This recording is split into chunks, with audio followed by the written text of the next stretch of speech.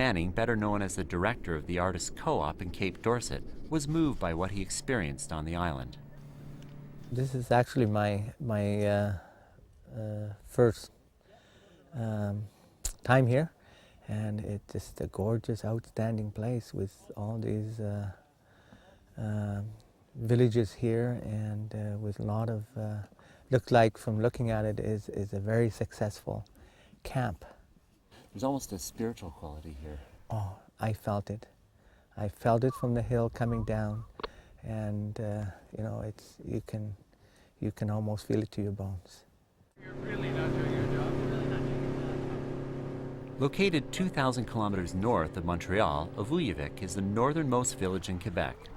Like most of the Arctic towns we had visited, we were received with open arms. A performance at a local school had even been arranged for our visit. Over the next 2 hours, we were entertained with a variety of young acts from the town.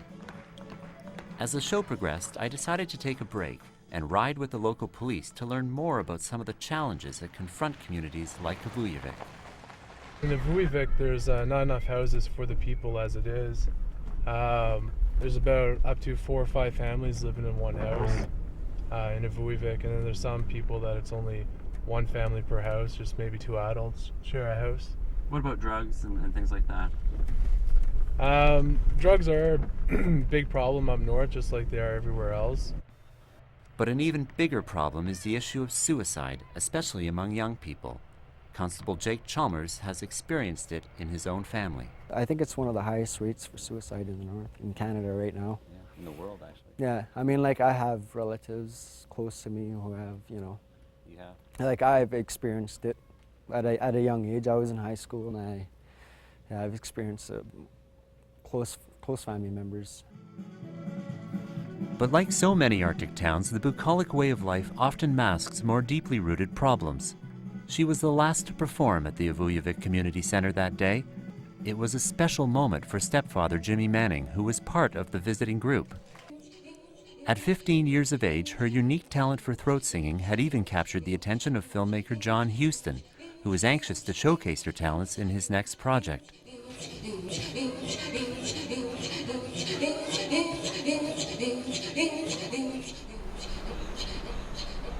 That evening, as our ship sailed along the Hudson Strait to our next location, she took her own life. This beautiful, talented teenager had become another tragic statistic of Arctic suicide. When the news reached the boat early the next day, it was hard to understand. John Huston spoke on behalf of his friend, Jimmy Manning. This can't be me. I'm at a loss for words. But I don't really have anything of my own to say at this time. I just wanted to read you a brief note, which I haven't actually read myself. I thought I'd wait till now. And it's written by Jimmy Manning, and it's to you, okay? It says, "Dear friends and new friends, I wish to say big thanks to all of you in my deepest soul. We are very sorry we had news from home. Listen, may the rest of your trip be a happy one. Once again, nakomi aktuado," which means thank you very much. Love, Jimmy.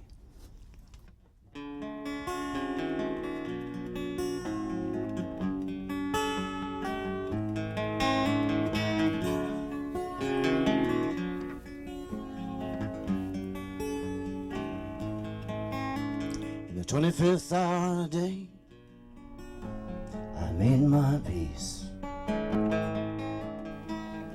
In the North, you tend to develop strong friendships in very short periods of time. The news we received that day was difficult to process. Our thoughts were not only with the young girl, but for Jimmy, his wife and family.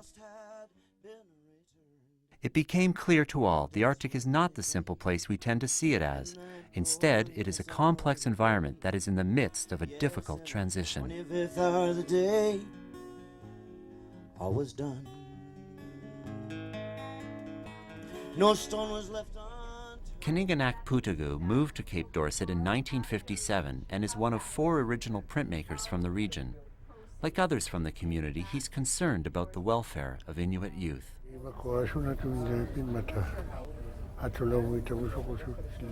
The greatest challenge is all the distractions of life today, all the different things that confuse young people and pull them off their path. And one example is drugs, for example. But there are many other things that were not, when he was a boy, he just did not have to contend with such a realm of different distractions. So he's always hoping that they will make their way through that, and it's difficult to figure out what to say to them, not having had that background himself. His message is a simple and clear one, which is just that tomorrow is a new day, and things may, however bad things may seem today, that there is a chance to make them better. In the new days that followed, we continued to explore the wonders of the Arctic region, eventually traveling to Greenland. The Drawn Onward artists are home now, reliving their experience with a paintbrush and canvas. I think for a lot of us, landscape was sort of at the forefront of our minds. I think upon returning, I was really overwhelmed by the warmth and love of the people up there. And I think that certainly a number of us will be going back up. I know that I will be. It was such an overwhelmingly positive experience. I was there for 22 days in the Arctic, and that doesn't make me an expert on anything. If anything, it makes me want to go back.